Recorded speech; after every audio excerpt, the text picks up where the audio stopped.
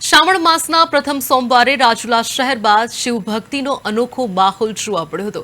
શ્રાવણના પ્રારંભિક સોમનાથ નિમિત્તે વહેલી સવારથી જ શહેરના વિવિધ શિવાલયોમાં ભક્તોનું ઘોડાપુર ઉમટી પડ્યું હતું।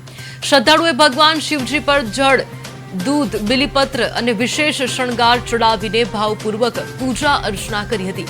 રાજુલાના કુંભનાથ, સુખનાથ, ગોકળેશ્વર, ધારનાથ અને કોટેશ્વર મહાદેવ મંદિરના કહી શકાય કે પૌરાણિક મંદિરોમાં શિવ ભક્તોએ દર્શન કરી ધન્યતા અનુભવી હતી, જેના પગલે સમગ્ર રાજુલા શહેર હર હર મહાદેવના નાદથી ગુંજી ઉઠ્યું હતું।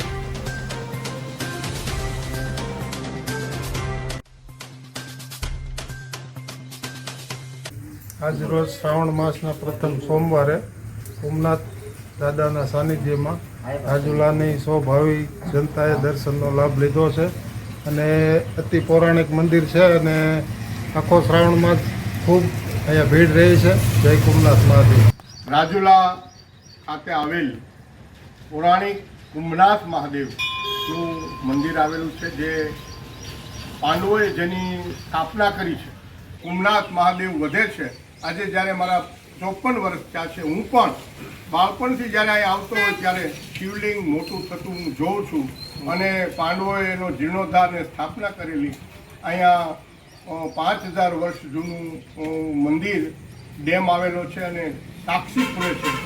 ભીમની આંખ અહીં દોરેલી છે આકૃતિ। ખૂબ શિવ ભક્તોમાં અનેરો ઉત્સાહ જોવા મળે।